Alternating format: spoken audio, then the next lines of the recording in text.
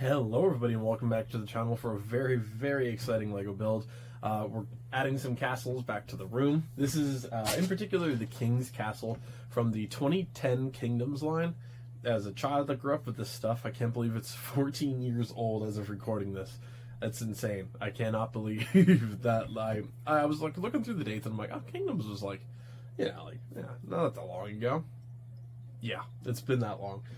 I'm excited. I've been teasing this project for a while here. It kind of started with the Source Dragon from Ninjago, which is one of my most watched and one of my absolute favorite builds that I've ever done.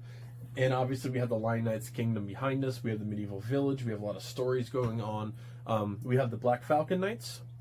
We have the Vampire Kingdom, the Dwarves, the Trolls. I'm sure there's another one I'm forgetting. The Vikings, that is the one I'm forgetting, and the Nightmare Realm, of course, and the Skeletons. We have a lot of stories, and I've been teasing for a while that I'm getting ready to slowly transition into storytelling a lot more, but I want a baseline set for pretty much every kingdom that I want to feature at the start. There's probably about 20 that I really want, plus, honestly. Like, I want to do, like, a desert theme and stuff like that. But I've been talking for a while that the Dragon Knights is going to be kind of the rival to this kingdom. Allies, but rivals, kind of as, like, the pillars of the human species and stuff like that for my whole LEGO room and, like, the medieval storytelling and all that. And I've been obsessively reading, Fourth Wing. It's the Imperium Saga, and that's what the shirt's for. I have these hardcover, I almost said steel books. Movie collectors. I have the hardcovers up top as well and some keychains, and I've been teasing that like the Source Dragon is going to be a big part of the storytelling. Well, this is where the castle comes in now. There's never been a specific Dragon Knights castle, not with like kingdoms or the actual castle lineup. The closest thing was the Black Monarch's castle or King Leo's castle from Knight's Kingdom back in, I believe, the 80s. And I was going to get the Black Monarch's castle. Had a great line of minifigures, but I wanted something a little bit bigger, and something that I could customize a little bit easier, so I went with the King's Castle. Now, I'm going to build this as the straight set. I did not get all the minifigures. This thing retailed in 2010 for $100. Nowadays, incomplete, I think it cost me about $180. If you want a complete 240 with a box, about $300 to $400 probably, is where you're kind of sitting depending on the day. Really cool set. I don't think Kingdoms was as good as the Castle lineup, but we are in desperate need of a new one. And like the Castle reboot in 2013, I believe it was, it was okay. But yeah, like a more reasonable sets. I have a suspicion that there's a Wolfpack castle or village or something coming soon, so that should be pretty cool if that exists. But now that the Black Falcons and the Lion Knights castle, I want to do the Forest in here soon, so there's just so much going on. And once the Dungeons and Dragons setup came out, I figured, you know what, it's time.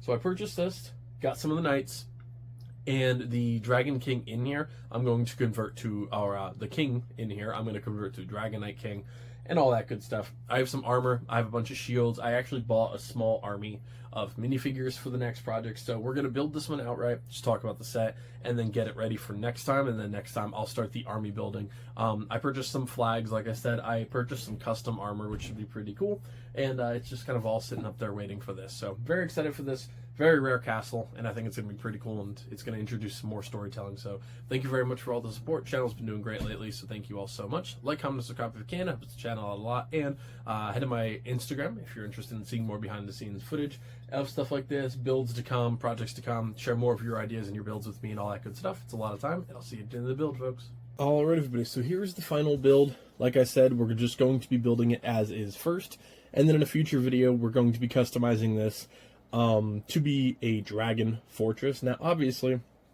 it is considerably smaller than the monster in the background. It is also 1/4 of the price new, or back in the day, I should say.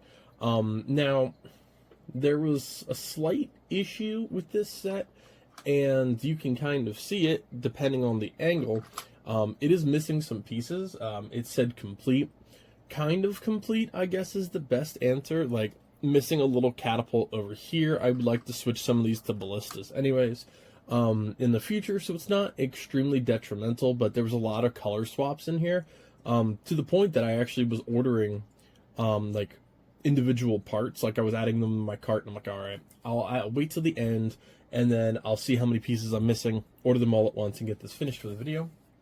But most of them were like color swaps. So like in here, instead of being dark gray or brown, they're light gray or dark gray instead of brown, brown instead of dark gray. You know what I mean? So other than that, I mean, it is mostly complete. Nothing, like I said, too detrimental, but it is something you definitely want to pay attention to when you are buying off of like eBay and stuff. Sometimes they're not complete, and sometimes the seller does not know. You know, if you're not selling something that was necessarily yours, you don't really know what is there and isn't if you don't look. And then pieces like this little 1x2 cheese slope, it's missing like 30 of those, so gonna add a lot more detail to the outside. But yeah, stuff like the shields are obviously going to be an easy fix. Same thing with the flags. I need to decide what color I want to do, because red obviously works for the Source Dragon, the Dungeons of the Dragons dragon, most of them in Ninjago sets. A lot of the dragons to do with this kingdom are going to be red. And maybe that'll be like the theme, like they have all the red dragons. I think that would be definitely pretty cool. But then you have pieces like up here, which again, probably can't see off the camera, but I'll have to swap that to the back, because it is, wow, that's solid. You know what? I'll do that later. I don't feel like breaking this on camera. Also, when you're building sets this old, be careful of not only the brown pieces, but anything with the little clasp. One of the little torch holders in the back line, which honestly, I switched it to the back line because I figured I can't see that, and you guys can't see it from here, so if I needed a broken piece, it can go in the backdrop. But those clips are extremely fragile, especially after about 14 years old, so you want to make sure that they're being taken care of. In terms of the minifigures, it did come with 4 of them. We have 2 Lion Knights here. Now, these guys might be turned into Dragon Knights for now, until I can get a bigger army, but I'm not entirely sure. They both have large pikes. Nice solid armor. They're the exact same minifigure, actually. So, you know, pretty basic in terms of minifigures, but definitely from a good lineup for sure. The only actual Dragon Knight I hear, that was ugly. The only Dragon Knight that I actually got in the set is one of the archers, but still very, very cool. I loved the Kingdoms line, and I really wish they would have lasted a little bit longer, or maybe they'd bring this back. I don't know. Castle's just a rough spot right now for LEGO.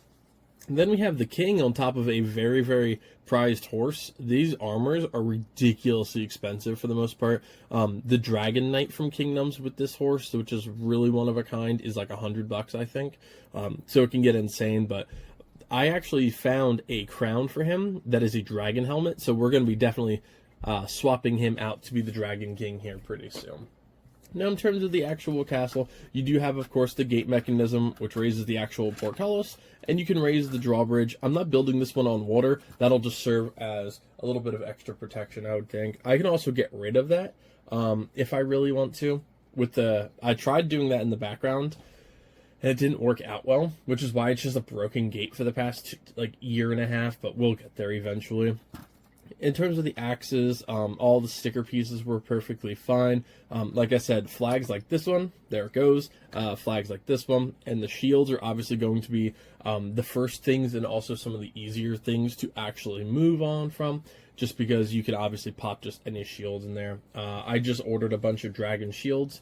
I'm debating kind of what I want to do. Like for the Dragon Kingdom, or for the Castle Kingdom behind me, it's all lions, but then we also have like Crown Knights as well. I like having different factions that kind of all involved.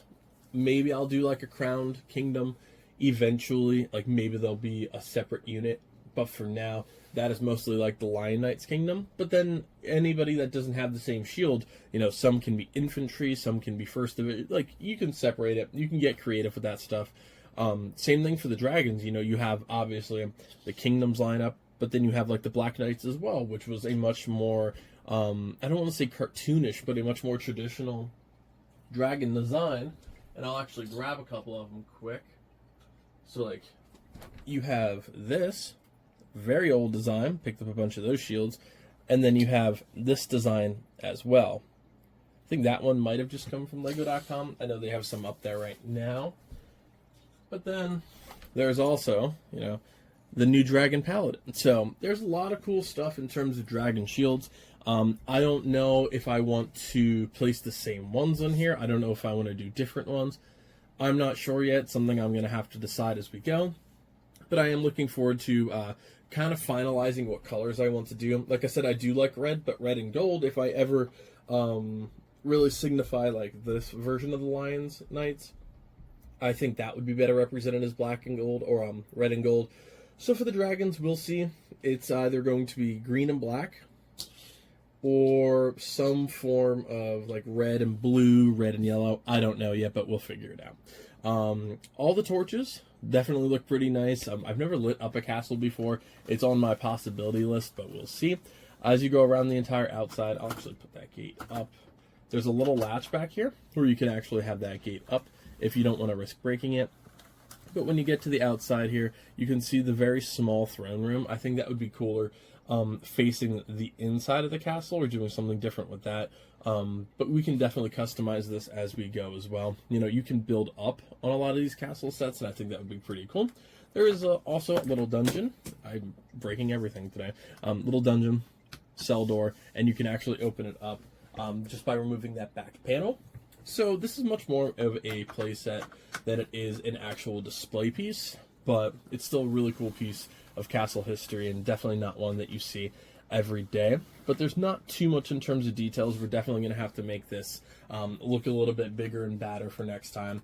But I'm excited. We have plenty of space for everything. As for like the dragon, I'm going to get this set up with the Source Dragon now. And I've decided, actually I just picked it up today, that for the castle in the background, when I get the dragon, I'm building a giant tower in the middle of it, and that'll be its perch. I would love to incorporate like the Dungeons and Dragons set into this one. I think that would be really neat, but it's also massive compared to this. I mean, that's almost $400 to $100, so we'll see. Definitely gonna have to get a little bit creative, but there's gonna be a lot of customization. Now let's clear off a shelf and let's see where this bad boy is gonna go.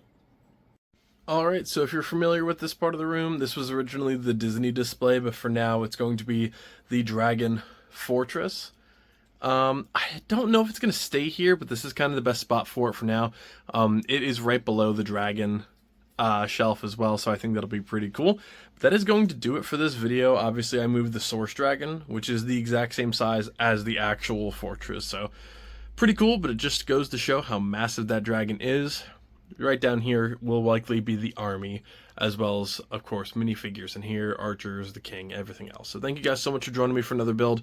Really excited to do this. I've been talking about a Dragon Fortress for ages now in my collection, and I'm really excited to finally get it done. So thank you all so much. I'll see you for part 2. Again, follow me on Instagram, like, comment, subscribe, share the video if you found it helpful or cool, and I'll see you next time. Happy building, everybody.